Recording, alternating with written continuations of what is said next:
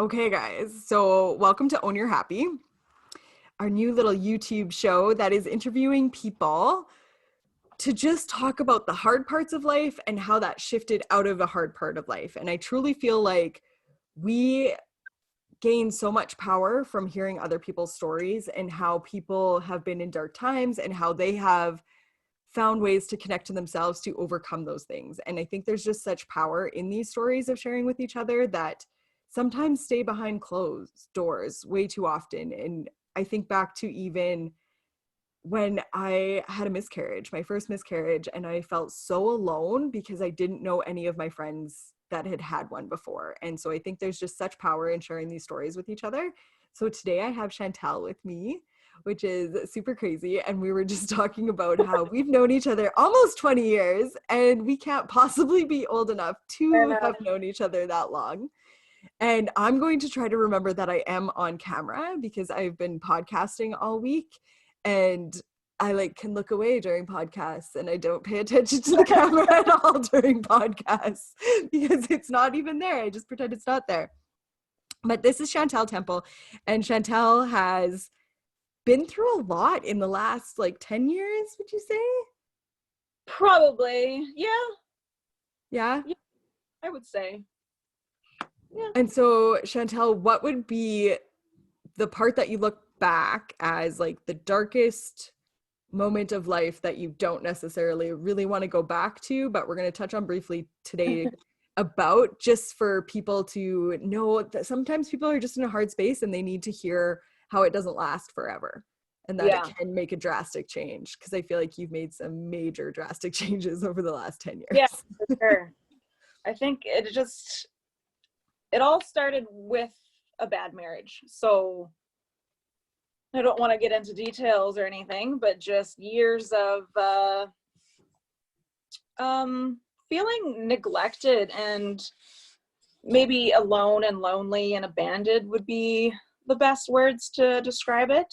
Mm-hmm. And just kind of feeling hopeless, not even knowing how to fix it, I guess. And it took a long time to fix it. Yeah, it's not an overnight process, right? And do you think in that too, that you were able to take so much ownership for your part in things of the unhappiness or the feeling abandoned? For sure. Not in the beginning. I was in full victim mode and blame in the beginning, but now, even not just now, but back then too, I started to realize I have a part in it too, and it took two to get us that low. Right? I think we need to, in any situation, whether it's an unhappy marriage or it's financials or any of that, that we have to get to that crisis spot to make a big change, right? And so I just honor you so much for recognizing that and allowing it to get to that low, but you didn't give up. You weren't okay, well, it's done. We've hit this low. I need to move to a new situation. This is just over. Even though I'm sure that probably would have felt easier in the moment. Yeah, it feels like it's definitely easier just to walk away and be done with that, and instead of fighting. And I think a lot of people do just walk away and just say, this is hard. There's no coming back from it, but we fought and here we are. That was the worst. It started probably back in 2011. And it was a good 6 years of just the bad. Yeah. And it started to turn around in 2017. And we worked hard. We fought for it. So, and that's all I ever wanted was from my husband, was for him to fight for me. Because it felt like he never did. And when rock bottom hit, he started to fight. So then I fought back. So, and we're amazing. Yeah. Yeah. It's not rare, or it's rare that you come out on top, you come out stronger. It's rare. So I feel like we're special.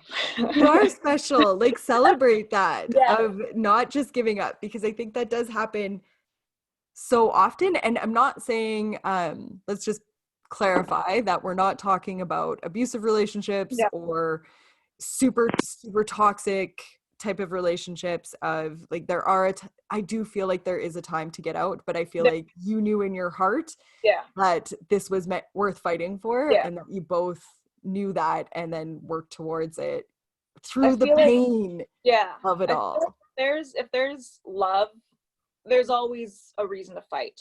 And there was always love there. Like, I never stopped loving him. I didn't like him at times. And so I felt like the love was there and it was worth saving.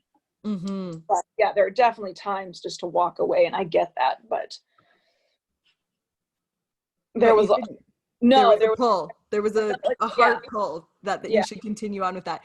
So what would you, and like right off the cuff, the first answer is the right answer in my belief always. What was like the turning point? What was like, I call them inflection points. If you've ever read On Fire by John O'Leary, it's a pretty cool book. He calls inflection points these pivots in life where like we literally look back in time and we're like, oh yeah, there was a fork in the road right there, and I took that side, whereas I was continuing on this before. What was like your big moment of like, okay, something's got to give? There's a few big ones that always come to me. And I think one was just choosing my husband, choosing to leave him or choosing to fight for it. Yeah. I think that's a huge one, because I could have obviously chose the other way and had a completely different life, but I feel like I chose right. And then another one, I always go back to just out of the blue, talking to Janelle at the gym. Yeah. The food and body coach, breathwork coach. Janelle Perriard, for anybody who doesn't know Janelle, and check her out. What's her page? Body Free. Well, there's Forever Free. That's the way. Maybe. Yeah, breathwork. I believe it is on Facebook. Okay. Yeah. I just I kind of knew her. Like I knew her, but we weren't friends. We never talked. And then just one day I decided, because I would see her in the gym every day, and I just decided to talk to her one day. And I feel like that just got the ball rolling. I just was meant to talk to her that day. And it's like, I didn't just gain a coach, I gained a friend. Like it's one of those. And it's just, I don't think I would have started the journey without her. Yeah. Or she was meant to come into my life. She was meant to be a part of that journey. Yes, exactly. And I strongly believe that all people that come into your life are meant to be there, meant for a reason, at that specific time. So she got the ball rolling, I feel like. And my journey was always, before her, my journey was always fitness related, fitness focused. I was always trying to change my body. I was trying to, I think, be someone else's,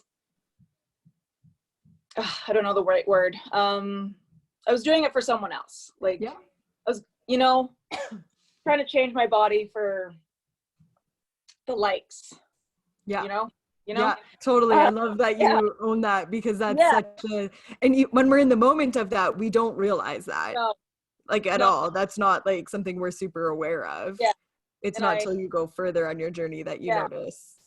And I would post, like I'd have a fitness Instagram account, and I'd post, and then I'd go back and see how many likes I got. And I've got, as of now, I've gotten rid of that account, and it's not about the likes anymore. I don't even focus, like I still work out. Like that's obviously, it's still important to me, is working out and being healthy. Like it's obviously important, but it's not my focus. Like I would used to go to the gym probably like 2 hours a day, and now it's like 30 minutes in and out, done. And my focus isn't fitness anymore. And I feel like that it was a part of my journey, but it was like a revelation.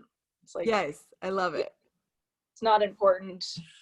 That's like, and there's some people that is their story, but it's not my story. Absolutely. Yeah. And I feel like you work out now for you. It's not about what you will look like for somebody else, if that makes sense. Like done the bikini contests and competitions and stuff, and I think that was all like a self-esteem thing, like, you know, trying to build up my self-esteem and confidence, but not in the right way, like, yeah, you know. So yeah, but I think too, one, I think that was just an important progress that you needed to go through that journey for. And for sure, you know, I think we all have those first steps. For myself, it was, I lost 50 pounds 4 years ago, 5 years ago, close to. And I thought going into losing that weight, that was like my ultimate, like I wanted to lose that weight. For me, I still did feel like, but that was going to be like the best thing I could have done in my life and the strongest thing. And I was so proud of myself for doing that. And then it was like a year later and I'm like, I'm still not that happy. yeah. Like, what the hell? Yeah, that's kind of what I learned out of it too. It's like, even though I was 106 pounds on stage in a bikini and I worked so hard to be there, I still wasn't like, I still didn't love my body. I didn't love myself. So it's like, it's not about the body shape at all. It's just, that's what I feel like the media and people and society, that's what they put out there. You have to be a size 2 to be beautiful. And so it's like everyone's chasing that idea and it's not. They're I totally agree. It's that ideal self that we're looking for, and what we don't realize is that that's on the inside. That has nothing to do with the exterior or the physical size of us. Or you're ripped, like, let's just own it. Of Chantel's wearing a hoodie right now, but like she's a ripped girl. But I feel like you're even more beautiful now to me. Of like, I can see the kindness and the love that just flows from you more so now than it did then. And I wouldn't have even been able to articulate it then, that I didn't think you loved yourself then by any means. I was just like, look at her go. She is kicking ace out there. It looked like I was confident. And that's what it looks. It's like it's all appearances. Like, you see these people and they might look like they are ripped and beautiful and happy and stuff, but it's like, they might not be, because it's not about the body. It's not what the body looks like. It's all internal. And until then, and that's where Janelle comes in, I think, is when I started doing the internal work and started diving deep. And that's when it all started to. And can we just preface, was that a little bit uncomfortable at first? Oh God, yeah. I was completely resistant. I've done macros, tracked macros for a good portion of my life, like 7-8 years, something like that. And I was very resistant to stopping. And I don't even know how long it's been, maybe 2 years, 3 years since 2 years maybe, since I haven't tracked macros, and I just eat intuitively. I just listen to my body. That's the way it should be. But I was very resistant to changing, to even thinking I had any problems with food or body. So Janelle definitely, she kind of had to nudge me a little bit and be like, not forcing you to do this, but this is, where I would like to see you go. And I'm like, no, I'm trying to be tracking macros. And now I'm like, can't even believe I tracked macros for 7 or 8 years or whatever it was. Was it, do you recognize it now as a control thing of like, I can control the macros, and I feel like a little bit of my life wasn't controllable, so that I could control this? Absolutely. I had no control in my life, my marriage, and that I can control what was going into my body and how I felt about it. But then I would lose control and binge eat, and I didn't see that either. I was like, no, I don't binge eat. I don't know. I don't emotional eat. No, but I did. So, and then I had to like actually sit down and like think about my past and be like, oh, that's what I was doing. I was binge eating. In secret. I would go and hide and eat, and it's like, like, that's not okay. So it took a while. It was quite the journey, eye-opening. And I feel like it all kind of started there. And kudos to you. And so what led into that next? Like, what was your next step of, I feel like you've done so many things over the last couple of years. I honestly don't even really know from where the food and body course kind of ended, or I was doing that. And then all of a sudden I just jumped into, I don't even know, I would have to like meditate on it maybe or something, because it honestly just feels like it just started happening. And I don't even know, like, I know I was very resistant in doing Reiki, learning Reiki, and my sister had taken the Reiki course, level 1 and level 2. And I was like, what is that? Like, I don't understand it. And I'm a Reiki master. So right? I feel like anytime I'm very resistant about things, I'm like, ding, ding, ding, that's probably what you should look into then.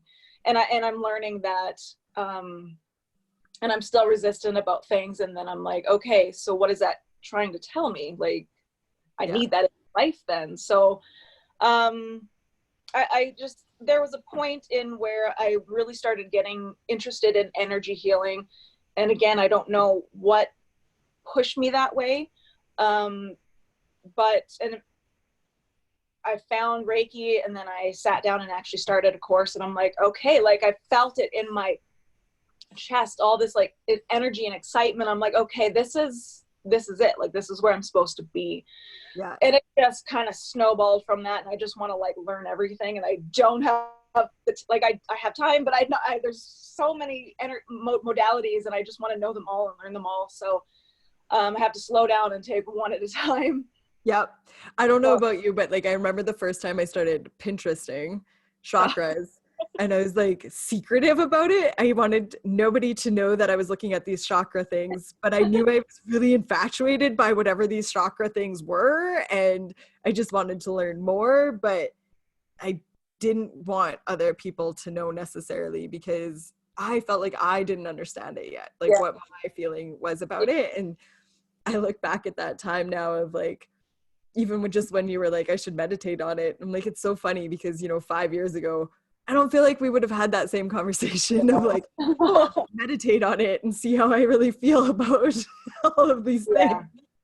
Yeah, I believe myself that, there was something in you that was like, I need to talk to that girl at the gym. Yeah. And then I need to just follow this, and I need to just follow that. And you just kept following your little heart nudges or gut feelings or whatever you call them, even though you didn't necessarily know how to articulate that yet. Right. And it's super cool how that all comes about.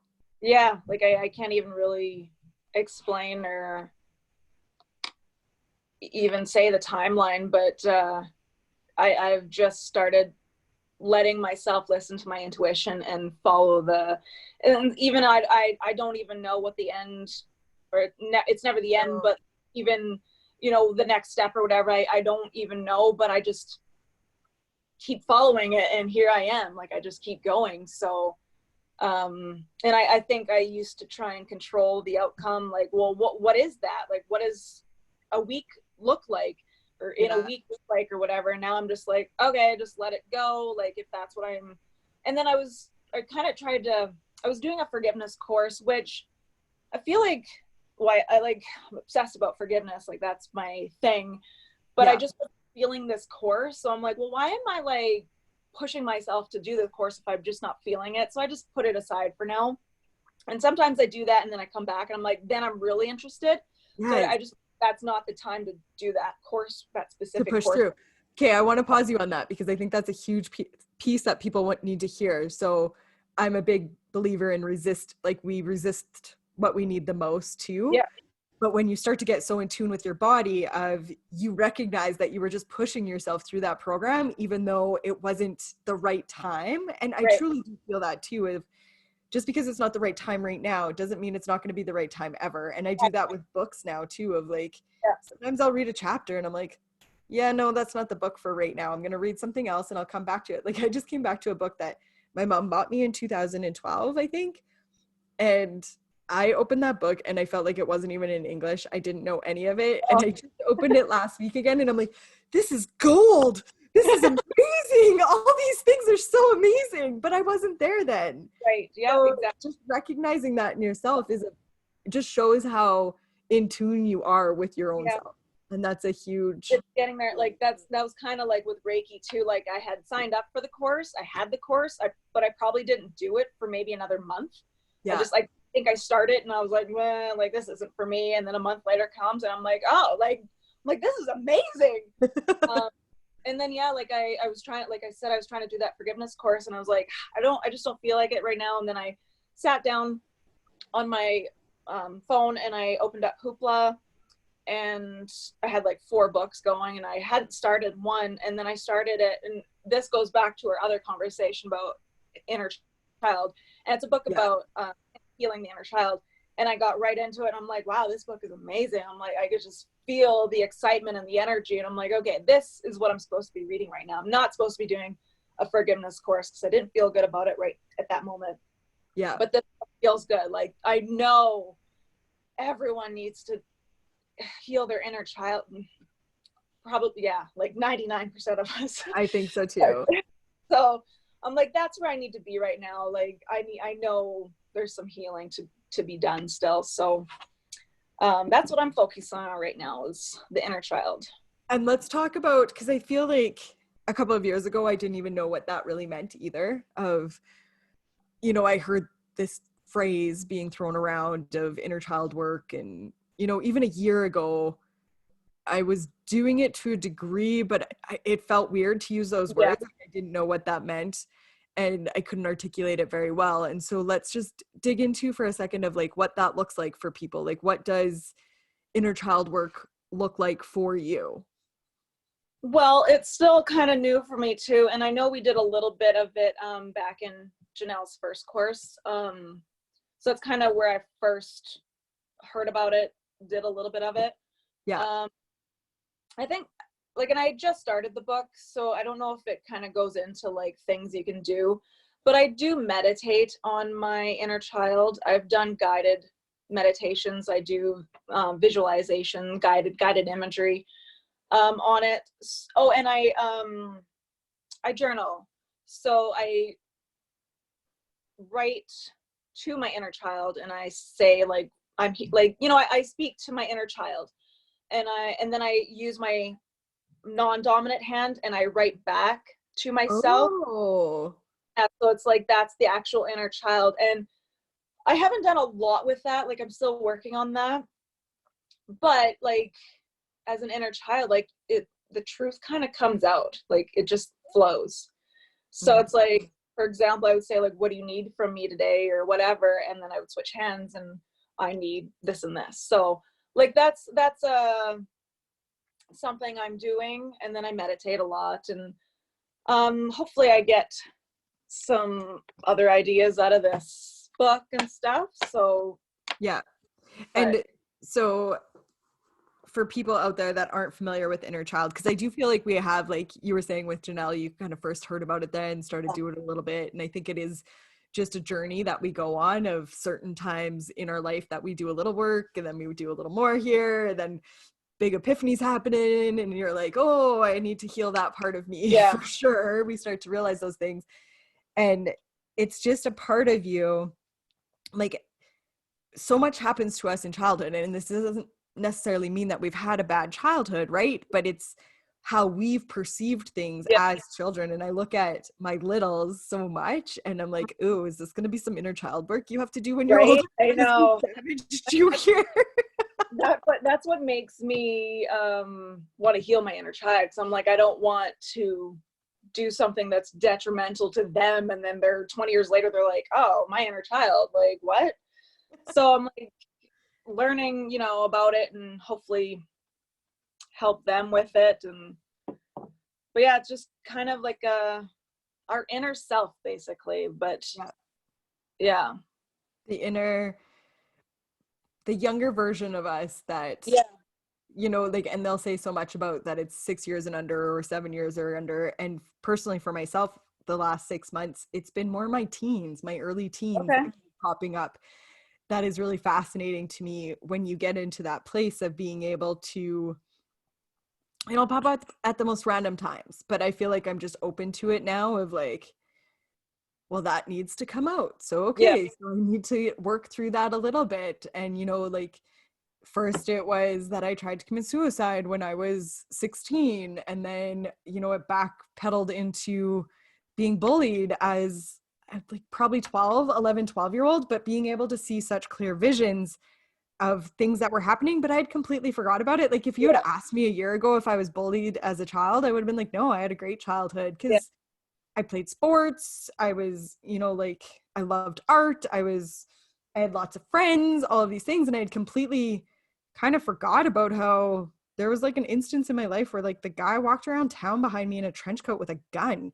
Like, how did I forget about that? That's kind of a weird thing. And it's funny too, because I met him like just on the street, literally randomly out of the blue. And I had no hard feelings for him at all. And I still didn't think of that time until like 6 months ago. And it was like, ooh, weird. Like, why didn't I think of that when I ran into him? I had no hard feelings. No, I was excited to see him. I was like, how's it going? Like, I haven't seen you in 25 years. What happened to you in life? And that doesn't mean that, you know, like there's a huge resentment built about it, but I obviously had some forgiving to do for myself at that time and just being open to that. And I think that's super powerful. Do you think your inner child work or any of this inner work or energy work that you've been doing has played a part in the relationship feeling better? Pardon? Of all the inner work you've done on yourself, has that improved the relationship with your husband? Oh, with my husband? Yeah. For sure. Yeah. I don't even know how to like go into that. Yeah, like I feel like we can communicate better. We spend quality time together. Like I feel like that's what we were lacking before, is just we barely talked. We didn't spend time together. So yeah, definitely like we're so in a different, better place than we were back then. Like I could honestly say back then he barely was a friend. I like, you know how people say, oh, I married my best friend. I'm like, I don't feel like that, like at all. Yeah. And I do now. Like he is my best friend. Like I tell him everything, and I look forward to when he comes home from work to spend time with him. And so no, it's completely different. So it is pretty amazing. I think sometimes in relationships, people think it's the relationship or the other person, but I think the more we get to know ourselves, the deeper we allow those relationships to grow. Yeah. And that we have like this detachment from it almost, because like, by no means am I perfect. I'm never going to be perfect. Nobody is going to be perfect in any way.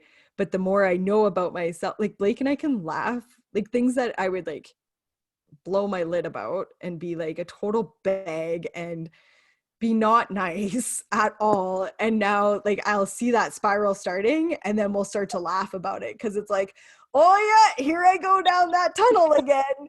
Why don't I just not be nice and I'll talk really nasty to you? But it's like 20 seconds now, and then we can laugh at it.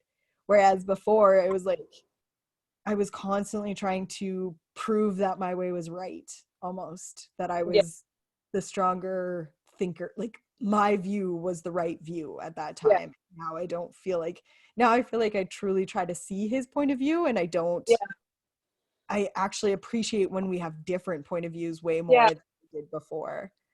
I'm definitely getting there too. Yeah. Like I used to try and control him and the outcome, and just get angry all the time. And I stop myself a lot now, instead of getting angry or trying to control him. Yeah. Trying to control situations and outcomes and stuff. I just roll with it now. We can't, right? Like we try so hard to grip that stuff. And I truly feel like the journey of life is like letting go of all grip. Yeah. Like, it's not super easy, but no, I think that's been the biggest and hardest one, is to release control. I'm still working on it. It's not as I love bad. that you're so honest. We're all still working on it. Yeah. I feel like going to Vegas was a big, I think it helped, because I had to relinquish all control. Like I'm like, this is my household, these are my kids. Like, yes, they're his. I'm not saying that, but I'm just saying like I'm the house. Let's just explain like your situation is Jay goes away for work. Yeah. So you are the main household. It's my domain. I'm the primary caregiver. So it's like, I had to back away and say, here, I'm gone for 5 days. Like, take over. Yeah. And that was hard, but much needed. I think it helped to know that I can walk away for 5 days. Not that I want to. That was a long time. Yeah. A day, and just be like, he has it. Like, I didn't give him enough credit as a father to do that. So I can just say, yeah, you've got it. Like, I know you do. But I think back what then, amazing confidence that instilled in him, probably too. Yeah, it took a long time and it took some hurt to get there. But yeah, I'm like, I wasn't giving him enough credit in the long run. So it's like, I know he's capable, and he did well. My children are still alive. The house is still there. It's not burnt down. They did good. So I guess I can go on a trip once again, but 5 days was a long time. 5 days is long. I know for myself, like 3 to 4 is my golden spot, and it has to be spread out a bit. And like, I've traveled more over the last few years, so I have kind of found where it's like, oh no, I start to feel yucky then. So I don't want to be that far, that long, even if it means taking a couple red-eye flights to be home first thing in the morning. I still feel better about that usually in that timeline. What about your kids too, even for you going away for that long? Like, how was that for their relationship? They were good. They definitely started to miss me, but it helped that it was dad. Like, me and my daughter's knocking at the door. Yeah, I love it. Me and my husband have gone on trips before, and they would stay with my parents or something, and that's fine. But they start to miss us. But I think the fact that it was Jay, like, they had at least one parent. But it definitely, it helped to have some away time too. And yeah, I think we should just like touch on that for a second. Of, as moms, we go through this guilt of we are meant to be there and be the providers, and we are often the primary caregivers in the home, even if parents are home, both of them, every night. Like, often we're the ones that organize play dates and activities and the meals or the groceries, of all those things. We are typically just that primary. And I know for Blake and myself, we've gone through some interesting discussions over the last couple of years of, when I'm working more, I don't want texts from parents of when the play dates, and like, I don't want to be the organizer of all those things. I had a hard time letting go of that control, if I'm completely honest, because I've always been the one to organize. I know the other parents. I know what they like. I know this one tends to be late 10 minutes to pick up, or, like, that one, don't be early, or, like, there's little things that we learned. So it was totally my control. He had no issue doing it, but I wasn't allowing him to do those things because I felt like I should. I felt like, as society, and I don't think this is like meant to come out, like, I don't think our parents instill this in us on purpose, but we are meant to wear all those hats as women. And because we're doing more things now than we ever have, like, yes, we've been in the workforce for years, but it's in a different way, I feel like, now. And so it's about letting go of some of those generational beliefs of that the woman does do all of those things. Like, I gave myself a 6 month or 8 month, maybe even, time of, I didn't vacuum. And it was like, they are capable of vacuuming. Like, why do I have this control over, no, I need to do the vacuuming. Oh, I need to do it before he's home from work even. Like, he has no idea that we vacuum, and that's how the house stays clean. Like, it was the weirdest thing that I had on myself. And I had to, like, it was hard to step back and be like, you guys didn't, like, get in the corner. Like, you have to get the end off and, like, go around, and, like, the stairs are important. And I had to let them go through that own journey, but it was just as much of a growing journey for my own self, of letting go of not feeling bad about them doing those things for me in the house. Like, it has to be a two-way street sometimes on those things. We can't just do it all. And I think we're back to, like, you going away with girlfriends. I think that's amazing. Like, we're such better moms when we come back, when we push the guilt of it. we are better. Yeah. So we have to remember that. Those times. And I think right now, probably a lot of people are struggling a little bit just being home constantly All the with time. the kids. I'm like, I don't feel like I get a break. Like I go to Walmart once a week just to get essential. I get my groceries delivered once a week. I gotta go today. So it's like I don't, and Jay's at work.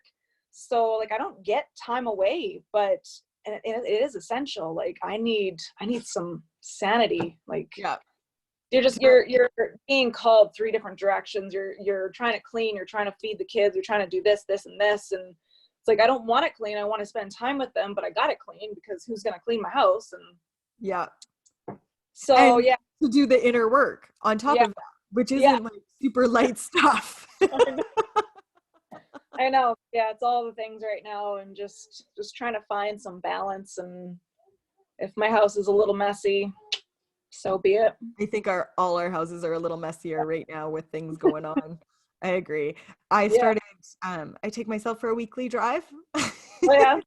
Yeah, just to like get out of the house and feel, I don't even want to say normal, but just be in my own thoughts for a little bit and not think about what's going on with the house or work or any of that, of just like some clarity. I prefer it on a sunny day, definitely.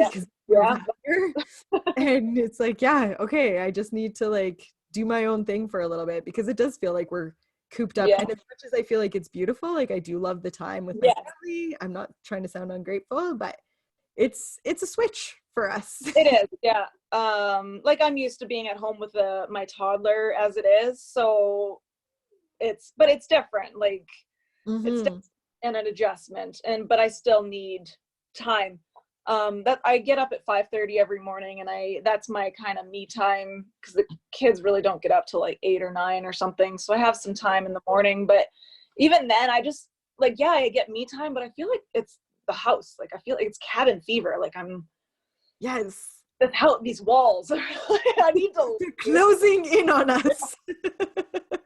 So like I feel like and me and my husband were just talking about that. He's like, well, you have this time and that time. Like my toddler still naps, and my other 2 are older and they're capable of entertaining themselves.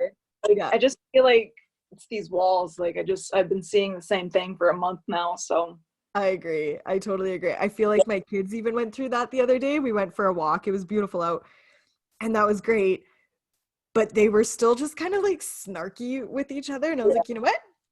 We're going to go get Tim Hortons and drive around. And we drove around town for an hour because we're newer here. We don't know all the areas.